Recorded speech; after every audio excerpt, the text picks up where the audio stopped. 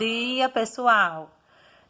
Vamos iniciar nossa aula de hoje, aula de biologia, com a revisão sobre biomas. E o que é bioma? Bioma é a comunidade clímax de uma determinada região.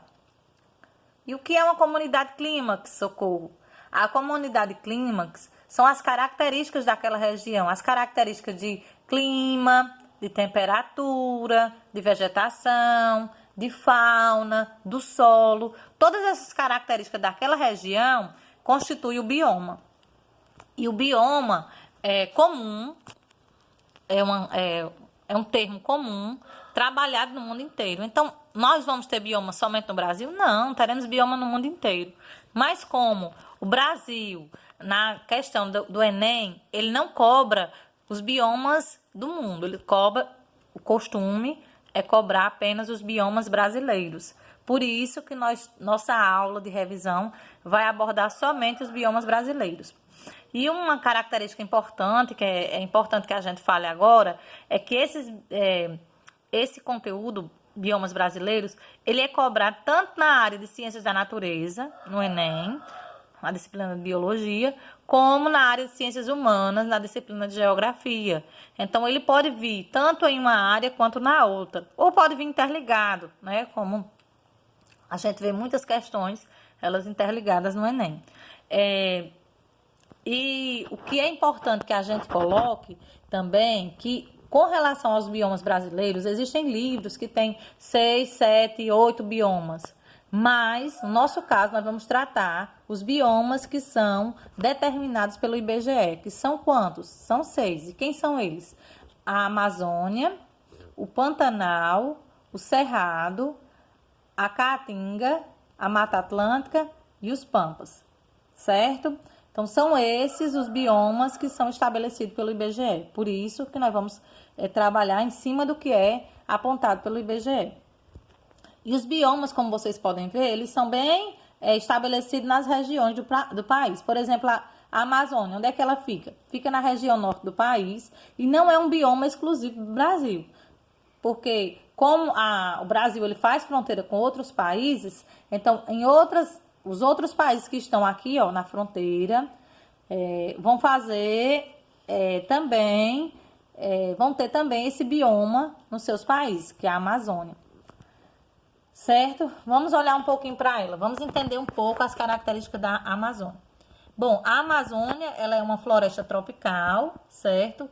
Ela é tida por ter uma vegetação extrativista. Como assim, socorro, vegetação extrativista? É porque em uma mesma área, ela pode conter vários tipos de plantas com tamanhos diferentes. Por exemplo, em uma mesma área vai ter gramíneas, arbustos, plantas de médio porte e plantas de grande porte, formando tipo uma escadinha. E isso vai promover uma grande biodiversidade no local, certo? Sobre o clima desse local, da Amazônia, o que a gente pode dizer? Sobre ele, a gente pode dizer que esse clima da Amazônia é quente e úmido, onde chove bastante, mas é sempre muito quente, aquela sensação de abafado, certo? Tem nesse bioma uma grande quantidade de plantas epífitas. O que são plantas epífitas? São aquelas que vivem sobre outras, não como parasitas, mas sim como pensar, alguém que está lá vivendo de aluguel, né? Então é um hóspede que está lá e está... O que é que ele necessita? Por que ele está vivendo sobre uma árvore maior? Porque ele precisa capturar a luz do sol, somente. Mas não vai tirar nenhum nutriente da planta em que ela está se hospedando. E quais seriam os tipos de plantas epífitas que nós temos? Orquídeas, bromélias, ok? E uma grande preocupação desse bioma é com relação à devastação, né? É o desmatamento que tem acontecido, tem aumentado nos últimos anos gradativamente de forma assombrosa. Quais são as principais causas de desmatamento que acontece aqui nesse bioma? É pela questão agropecuária. Os grandes fazendeiros procuram desmatar as regiões, alguns para a planta da monocultura da soja, e outros em razão para desmatar, para plantar pastos, fazer pastagens para o gado. E ainda tem uma outra classe que explora essa região, que são os madeireiros, né? Para retirada da madeira para diversas finalidades, certo? Com relação ao solo, o solo da Amazônia é pobre. Como assim, Socorro? Com tanta água, com tantas plantas, esse solo nós temos uma camada superficial de humus, o que seria o humus? É um adubo que é feito por folhas e galhos, pela a decomposição de folhas de matéria orgânica. Mas passada essa camada, nós temos um terreno arenoso, pouco fértil. Então, o que é que o desmatamento ele pode provocar com o tempo? Porque derrubando as árvores, não vai ter mais aquela camada de adubo, de humus. Então, pode provocar depois a desertificação daquela região, o que é algo muito perigoso e assombroso. Então, vamos lá. O próximo bioma que a gente vai tratar é esse daqui, ó, gente, ó. O Pantanal. É um bioma pequeno em relação à Amazônia, ou se a gente for observar no mapa, ele é pequeno em relação à Amazônia, e ele faz fronteira com outro bioma. Qual seria o outro bioma que ele faz fronteira também? Exatamente, quem respondeu Cerrado, respondeu certo. Então, nós temos o Pantanal, que está na região do Mato Grosso do Sul. É uma região também que faz fronteira com outros países, então esse bioma não é exclusivo do Brasil. Nós temos outros países que contêm também esse bioma Pantanal, porque ele faz fronteira com outros países e faz fronteira com o bioma Amazônia e com o bioma Cerrado. Esse bioma, minha gente, esse bioma aqui, o Pantanal, ele é um bioma que sofre grandes alagamentos durante o ano, em razão das forte concentração de chuva, e as plantas desse local, do Pantanal, elas são brejeiras, ou seja, são aquelas já características para suportar grande quantidade de água. Como exemplo, a gente tem a Vitória Régia aqui. Além disso, não é todo o Pantanal que é brejeiro, que alaga. Tem outras regiões do Pantanal que não sofrem esse alagamento. São aquelas que estão próximas dos biomas do Cerrado e do bioma da Amazônia. No caso dessas regiões aqui, que estão mais próximas desses biomas, eles não sofrem alagamento. Logo, se você entrar nessa região do Pantanal aqui, você vai ver vegetação e animais que são característicos tanto do Cerrado quanto da Amazônia. Então, nós vamos ter uma grande biodiversidade aqui, praticamente de 3 biomas ao mesmo tempo. Sem contar que o Pantanal, ele é o bioma com a maior biodiversidade de aves do mundo, certo? E assim também como a Amazônia, ele também sofre o desmatamento em razão da agropecuária, né? A mesma razão da Amazônia, do desmatamento também é provocado também aqui no Pantanal. O próximo bioma que nós vamos estudar, minha gente, é a Mata Atlântica. Vamos olhar aqui para ela. Olha o tamanho da extensão da Mata Atlântica. Essa Mata Atlântica, ela compreende toda a faixa, praticamente toda a faixa litorânea do Brasil. Ou se a gente for ver, ela compreende totalmente a faixa litorânea. Nós vamos, desde o Nordeste e vamos até chegar ao Sudeste, tá vendo? Nós temos toda essa região que é de Mata Atlântica. Nós ainda temos essa região toda? Não, só no mapa. Porque na vida real, desse bioma, nós temos menos de 7% preservado ainda.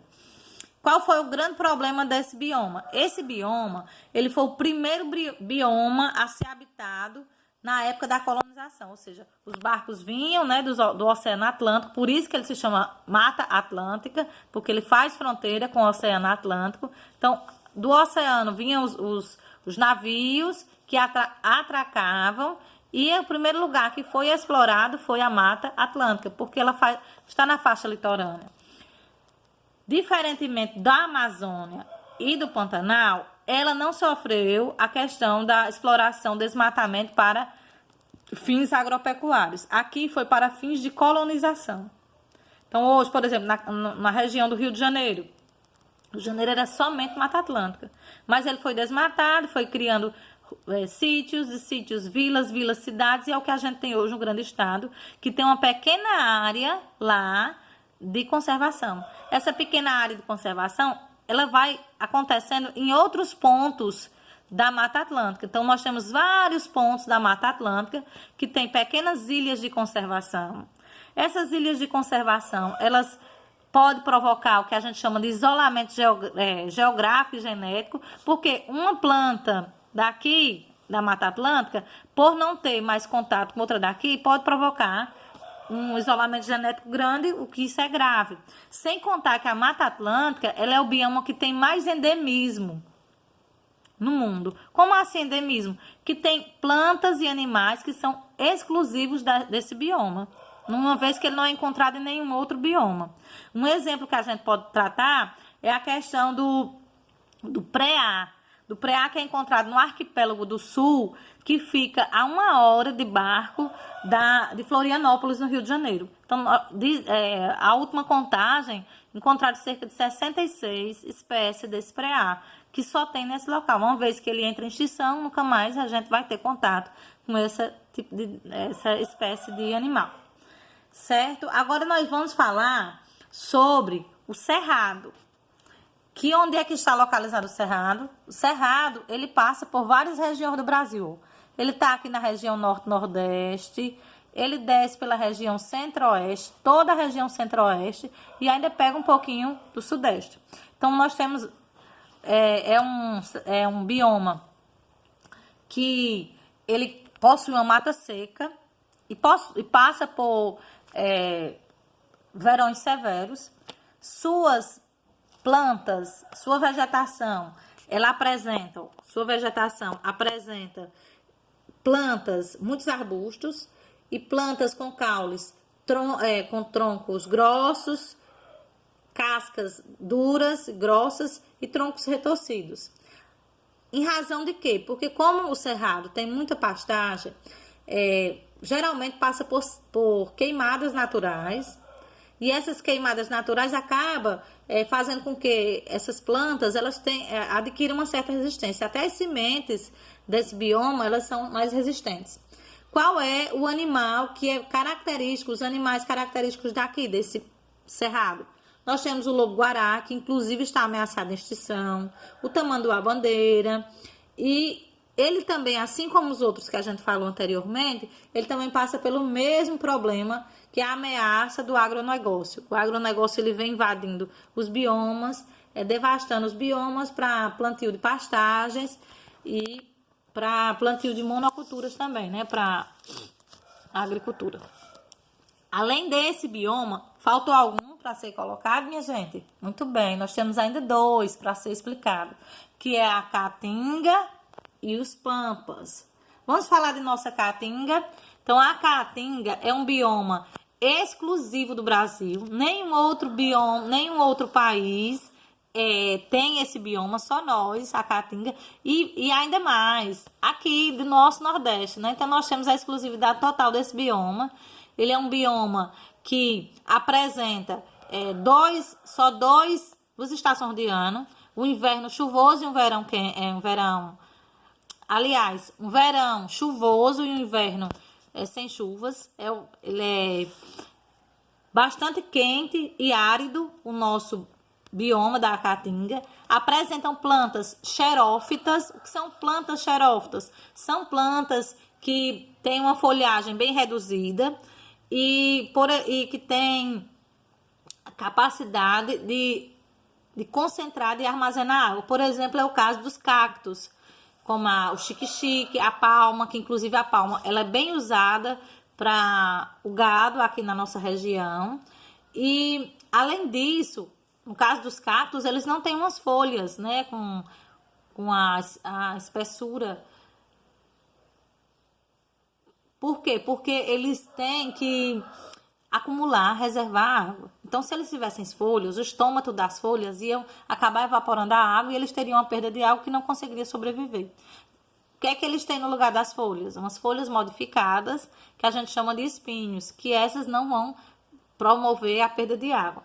Tem outras plantas da nossa caatinga, nós temos um exemplo que eu estava dizendo, tem outras plantas da nossa caatinga que são arbustivas, ou seja, que tem folhas.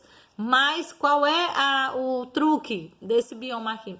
Na época da seca, elas perdem todas as folhas e fica com a aparência de seco, como se tivesse tudo morto, as plantas. Por isso que se dá o nome de mata branca, que fica uma mata, os galhos tudo acinzentado. Mas logo que chega a primeira chuva, isso aqui tudo muda de coloração, ficando muito verdinho, ficando uma outra paisagem. Sem contar que as raízes das plantas da caatinga são bem profundas, justamente porque elas são profundas à procura de quê, minha gente? Muito bem, de água, né? Eles fazem essa procura de água. E por último, para finalizar, nós vamos falar dos pampas, que é um bioma que está localizado aqui na região sul do nosso país, ó. Está bem aqui na região sul. E como seria a vegetação do nosso pampa, desse bioma aqui? Essa vegetação é paisagens, predomina as pastagens. Você veja aqui a paisagem que é bastante pastagem, gramíneas. E nessa região nós teremos as 4 estações muito bem definidas nesse local. Os animais desse local, assim, um animal que representa os animais que representa bem esse bioma, nós temos o veado campeiro e um tipo de lebre que é chamado tapite. E os pampas, também conhecidos como campos sulinos, eles também sofrem a mesma coisa, dos outros biomas, que é a questão do agronegócio, né? Que nesse local, por ter muitas pastagens, o bioma característico aqui seja as pastagens, então os grandes fazendeiros colocam os animais aqui para pastar, provocando pisoteamento do solo, o que vai impedir para que as novas gramíneas surjam, ou ainda eles acabam trazendo outras gramíneas, outros tipos de pastagem mais resistente ao pisoteio dos animais, que são chamadas de plantas exóticas, essas que não são características desse bioma, provocando a competição, acabando até promovendo uma perca do bioma, o que é muito perigoso. Então, o que é que fica assim, para que a gente não esqueça? Todos os biomas que nós temos no nosso país, todos eles sofrem ameaças pela ação humana, certo? O único que não tem como objetivo principal a ameaça da ação humana para o agronegócio é a Mata Atlântica, porque a forma de ameaça é colonização. As pessoas querem morar nessa região aqui e acabam desmatando. Mas os outros biomas, o intuito do desmatamento é o agronegócio, certo? Eu espero ter tirado as dúvidas de vocês e eu conto com vocês logo mais à noite. Eu vou retorno aqui no grupo, dando a correção da atividade. Então, vocês ficarão com esse vídeo, assistam, pelo amor de Deus, e depois dele, façam a atividade de revisão que eu também estou postando ainda há pouco, tá? Um abraço, bom dia, fiquem com Deus, e qualquer dúvida pode me chamar, estou inteiramente à disposição de vocês.